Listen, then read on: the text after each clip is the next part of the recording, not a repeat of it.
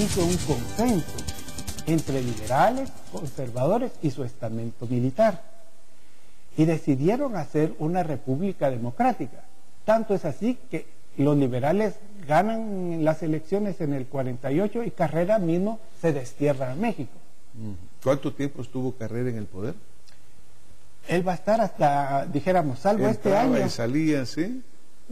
Un año está afuera y vuelve, pero llamado otra vez porque solo salió del exterior. Quisieron volver a imponer el estado de los Altos, los liberales, y los quichés lo van a traer a Comitán, donde vivía, y entra y empieza su guerra de guerrillas con apoyo de los conglomerados quichés.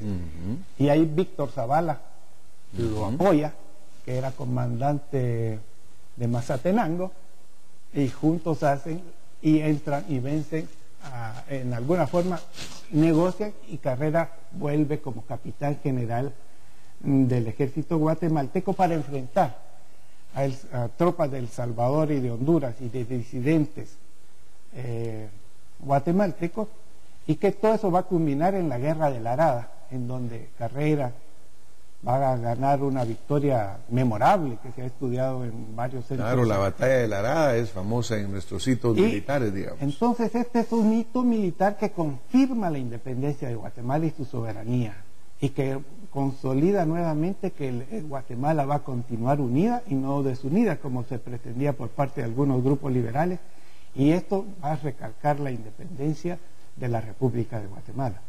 Otro elemento adicional es que esto sucede en 1851, pero en 1855-56 viene la invasión a Nicaragua de William Walker.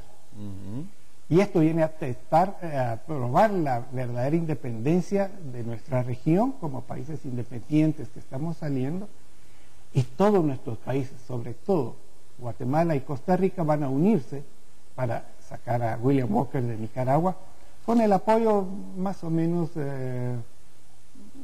un poco forzado de El Salvador y Honduras, pero bajo la égida de este general Mariscal Zavala, y ahora Mariscal, que fue siempre el que ayudó a Carrera para volver al poder, y esto confirmó la independencia realmente en el plano internacional, de que no íbamos a ser una provincia más de Estados Unidos esclavista como pretendía William Walker y algunos intereses esclavistas del sur de Estados Unidos. Y esta amenaza se termina con la guerra de secesión entre el norte y el sur de Estados Unidos. ¿Sí? Ahora, por ejemplo, digamos, salimos de la vida independiente como del reino de Guatemala, digamos, de repente nos volvemos las provincias unidas, luego viene esta desintegración. Obviamente han habido muchos esfuerzos por la integración centroamericana, doctor. ¿Qué hubiera pasado si nosotros verdaderamente no nos hubiéramos desintegrado en 5 pequeños países y se hubiera mantenido un consolidado, una región? ¿Cómo lo visualiza? Es difícil, este es un ejercicio teórico si quisiéramos verlo así. No es un ejercicio teórico. Dijéramos, siempre hemos dicho que el pasado es una ventana al futuro, y por eso es importante, pero también tenemos que entender la realidad que Centroamérica fue como un corredor de migrantes que venían del norte desde la época precolombina. Centroamérica fue como un puente, siempre, y eso, dijéramos, nos da cuenta cómo Guatemala, Chiapas y Yucatán tienen la cultura maya que no la van a tener los países centroamericanos en general, porque eran poblaciones más bien que estaban caminando hacia el sur o caminaban hacia el norte. Entonces Centroamérica tiene ese problema histórico que ha sido un corredor de poblaciones. Entonces, además tiene una geografía muy compleja, que los ríos van de las montañas al Pacífico, y eso a veces dificulta los caminos, y en aquellos entonces dificultaba mucho la integración real. En todo caso, cuando se crea la República de Guatemala en 1847 siempre se quedó abierto en una parte de su constitución a la apertura a la cuestión centroamericana, a la amigable y comprensión y el deseo de volver a esa Centroamérica. Y esta era una necesidad porque se comprobó a los pocos años con el arribo de William Walker, claro, que unidos lo pudimos resistir, pero separados hubiéramos vuelto provincia de Estados Unidos. Claro, por eso lo mencionaba, ¿verdad? Porque ahí pues se da un esfuerzo, claro que políticamente era un momento oportuno, era necesario hacerlo. Pero pues obviamente tuvimos recientemente acá en el programa a Roberto Carpio, quien fue una de las figuras integracionistas, el presidente Cerezo, que claro, en sus esquipulas y esos esfuerzos buscando promover ese movimiento integracionista. Claro que ahora cada país con su autonomía, ¿verdad? Sí, dijéramos, llegó después de la batalla de la Arada, Carrera resurge y lo nombran presidente de Guatemala, ya de manera autocrática.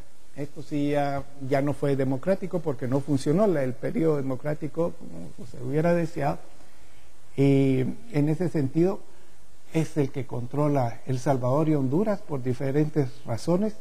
Nicaragua está de acuerdo en alguna forma, y hubo un intento de nombrar a Carrera presidente de Centroamérica, pero en eso llegaron William Walker y los filibusteros y ese proyecto se vino abajo.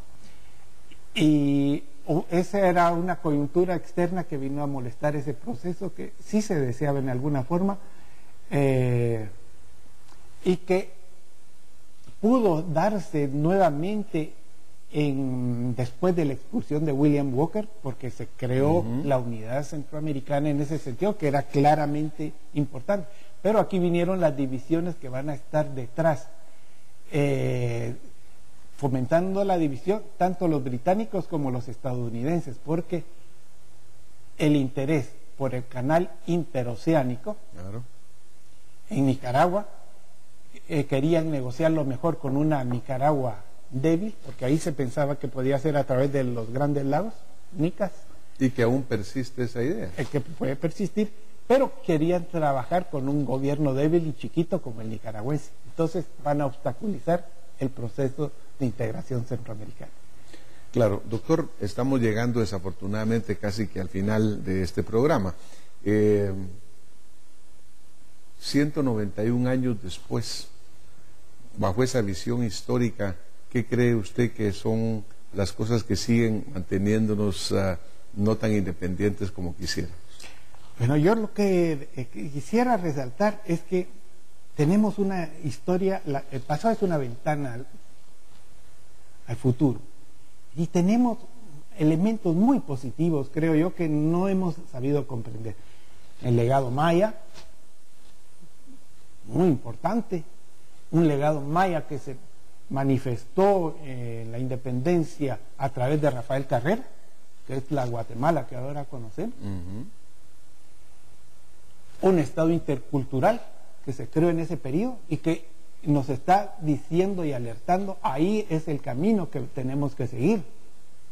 No podemos vivir cada quien de diferente manera, pero cada quien recibiendo y percibiendo los beneficios de la sociedad, no excluyente.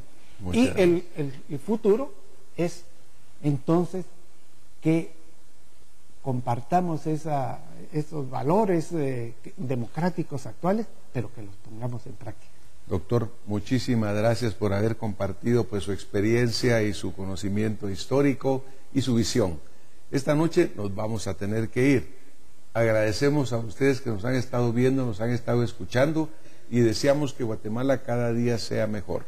Hoy hemos aprendido muchas cosas interesantes, hemos aprendido que juntos podemos caminar más. Así que viva Guatemala, que viva nuestra independencia, sigamos adelante por esa Guatemala que queremos para nuestros hijos, para nuestros nietos, para las futuras generaciones. Muchísimas gracias, buenas noches y hasta la próxima semana con más Acción Positiva.